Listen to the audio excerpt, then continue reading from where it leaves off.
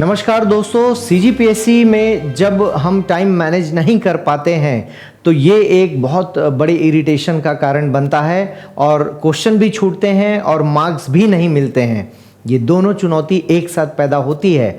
तो time management कैसे करें, इसके ऊपर हम बातचीत करने जा रहे हैं। जो प्रश्नों की प्रकृति है, यदि आप उसको देखें और उसके लिए जो मार्क्स और जो शब्द सीमा दी गई है उसके अनुसार जब चीज़ों को एनालाइज करें तो 30 words, 60 words, 100 words, 125 and 175 words, ये 5 कैटेगरी में आपको लिखना होता है। सबसे पहले आपको करना क्या चाहिए कि सरसरी निगाह से जाते ही जैसे क्वेश्चन पेपर मिलता है उसको एक बार देख लेना है, राइट, और फटाफट जज कर लेना है कि मुझे पहले क्वेश्चंस कौन से करने हैं, आसान मुझे कौन सा लग रहा है, और उसमें आप फुल क्वेश्चंस को पहले अटेंड करें जो 175 वर्ड्स का है, ठीक है, क्योंकि उसमें टाइम भी ज़्यादा लगता है, सोचने के लिए भी ज़्यादा समय चाहिए, और वो बिगड़ता है तो ज़्यादा नंबर खराब होते हैं, और बन गया तो ऑब्वियसली ज़्यादा नंबर मिलेंगे। प्लान कीजिए उसको और टाइमर के अनुसार ही लिखिएगा कि जितना आपने टाइम उसके लिए एलोकेट कर रखा है उतना ही टाइम दीजिए, उससे ज़्यादा नहीं देना है, क्योंकि अक्सर पहले क्वेश्चन में हम रिलैक्स हो जाते हैं कि बहुत सारा समय है और हम हड़बड़ी में रिलैक्स होकर हम आखिरी के सवालों पर हड़बड़ी में चले जाते हैं, इसलिए बाकी की क्वालिटी खराब होती है। तो पहले बड़ा क्वेश्चन, देन अब 2 मार्क्स पर आइए, 30 वर्ड्स पर आइए। क्यों? क्योंकि 30 वर्ड्स में आप सीधे सीधे सारी बातें लिख देंगे तो डेफिनेटली 2 में से 2 नंबर मिलेगा ही आपको। तो टाइम मैनेज कैसे हो रहा है कि आपने पहले बड़ा क्वेश्चन लिखा, टू द पॉइंट लिखा, समय पर फिनिश किया। 2 नंबर वाले पर आना है, 2 में से 2 लेना है, क्योंकि हमें हर पेपर में 200 में से मिनिमम 100 तो सिक्योर करना है, उसके ऊपर जितना आ जाए, ठीक है, तो ध्यान में रखिएगा। तो इस तरह से आप जब आप प्लान करेंगे अपने टाइम को लेकर तो 30 वर्ड्स वाले सेकेंड राउंड में कीजिए, और उसमें जो बनता है उसको पहले बनाइए, जो नहीं बन रहा उसको छोड़ते जाइए, क्योंकि सोचने के लिए फिर क्या होता है, हम समय लगाते हैं और वो समय चला जाता है, क्योंकि फिर फाइनली हम या तो गलत लिख रहे हैं, क्योंकि कोई सवाल पढ़ने पर रिकॉल नहीं हुआ इसका मतलब वो चैलेंजिंग है, उसको छोड़ दीजिए, आखिरी में देखेंगे। और वैसे भी 30 वर्ड्स वाला हम फटाफट लिख सकते हैं टू द पॉइंट, तो 1 या सवा नंबर या 1.5 नंबर हमको मिल जाएगा लास्ट में, छोड़ दीजिए, समय मत गवाइए। अब इसके ऊपर फिर आपको लगे 100 वर्ड्स को लिखना है, 60 वर्ड्स को, 125, आपकी इच्छा, क्योंकि तीनों लगभग सिमिलर रेंज के क्वेश्चन हैं, 30-40 शब्दों का फर्क है।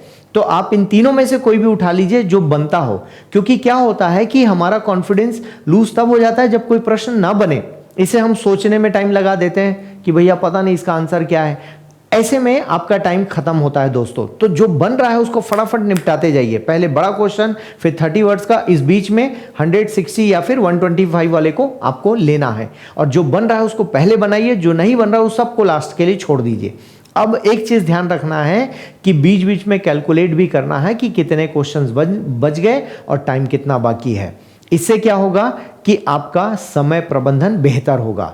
हर क्वेश्चन पर थोड़ा सा सोचने में वक्त लगता है, तो सोचने वाला समय ज़रूर इस्तेमाल कीजिए, नहीं तो लेखनी जो लिख रहे हैं वो मिसमैनेज होगा। तो कुल मिलाकर बात इतनी है कि ये जो टाइम मैनेजमेंट का जो पोर्शन है उसको आपको कैलकुलेट करना है कि पहले मुझे फुल क्वेश्चन अटेंड करना है, देन 30 वर्ड्स वाले।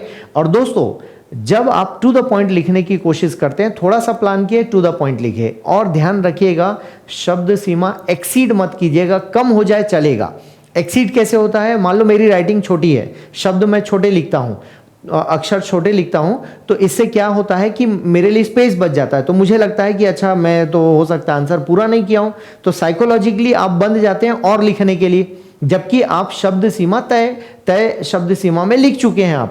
आप घबराहट में और लिखते हैं 2-4 लाइन, इससे आपका टाइम भी जाता है और बाकी कोई क्वेश्चन भी छूटता है। और क्वेश्चन इसलिए भी छूट जाता है कि हम क्वेश्चन पेपर को बार बार चेक नहीं करते, और जो हो गया उसको टिक कीजिए ना। हालांकि अच्छी बात यह है कि आपकी जो आंसर शीट होती है उसी में क्वेश्चन लिखा होता है, तो आपको खुद को पता है कि आपने क्या छोड़ा है, लेकिन आप बेटर है सेम टाइम पर जो क्वेश्चन पेपर है उसमें भी टिक कीजिए, सो दैट आपको वो छोटे फॉर्म में पता लग जाए कि अच्छा ये मेरे 5 क्वेश्चन अभी बाकी हैं लिखने के लिए, मेरे पास टाइम कितना है, कैलकुलेशन आपके पास होना चाहिए। एक जो पेपर होता है 2700-2800 शब्द के साथ पूरा क्वेश्चन पेपर होता है, इतना तो आप लिखते नहीं हैं, मानकर चलिए 2400-2500 आप लिख रहे हैं हर क्वेश्चन में। जैसे 175 शब्द का क्वेश्चन है उसमें आप मानकर चलिए 150 लिख रहे हैं, क्योंकि 25 छोड़ रहे हैं तो चलेगा, क्योंकि क्वालिटी आपने लिख दिया, आंसर की डिमांड पूरी कर दी है क्वेश्चन की, तो फिर आपको घबराने की जरूरत नहीं है। 100 वर्ड्स का क्वेश्चन 70-80 में लिख रहे हैं, 80 वर्ड्स में, तो भी चलेगा। 30 वाला सीधे दिखता है यदि बहुत ज्यादा कम, जैसे 10 शब्दों में ही लिखा, हाँ डिमांड है मान लो 10 शब्द की तो चलेगा।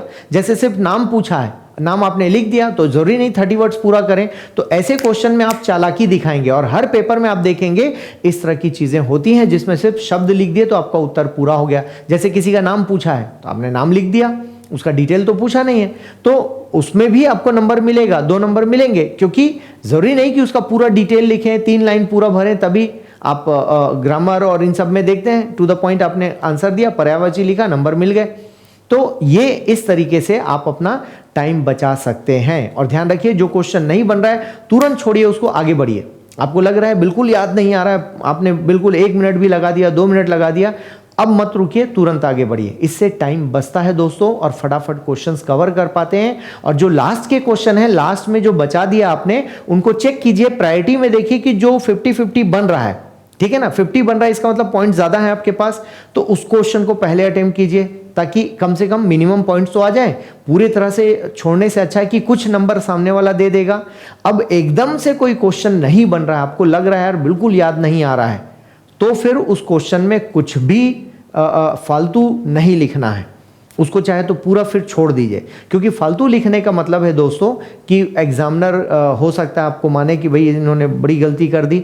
हाँ, रेलेवेंट तौर पर कुछ लग रहा है कि ऑब्वियसली आप यदि ढंग से 1-2 साल से तैयारी कर रहे हैं तो मुझे नहीं लगता कोई पॉइंट ऐसा होगा जिसको देखकर आपको रिकॉल ना हो। हाँ, आपको लग रहा है कि भाई इसका मुझे 30% ही याद आ रहा है तो चलेगा, 30% लिख दीजिए। और उसके बाकी डायमेंशंस याद आ रहे हैं, जो पूछा है वो याद नहीं आ रहा है, लेकिन और दूसरे पक्ष याद आ रहे हैं तो उनको लिख दीजिए, समय है तो लिख दीजिए। इससे क्या होगा, एटलीस्ट एग्जामिनर को यह समझ में आएगा कि आपने अटेम्प्ट किया है, उस क्वेश्चन में कोशिश की है आपने। तो इस तरह से दोस्तों आप टाइम मैनेजमेंट कीजिए, उम्मीद है आप टाइम मैनेज करेंगे और इसको अभ्यास में लीजिए। पाथा इस एकेडमी की टेस्ट सीरीज आखिरी राउंड हमने अनाउंस कर दिया है, प्रैक्टिस कीजिए। पुराने क्वेश्चन पेपर भी आप मांग सकते हैं, पूरा पैकेज आप ले सकते हैं और घर पर प्रैक्टिस कीजिए। जरूरी नहीं कि आप हमसे चेक ही कराएं, घर पर भी आप उसको देख सकते हैं, खुद से देख सकते हैं कि मैंने क्या लिखा है, क्योंकि मॉडल आंसर हम साथ में देते हैं।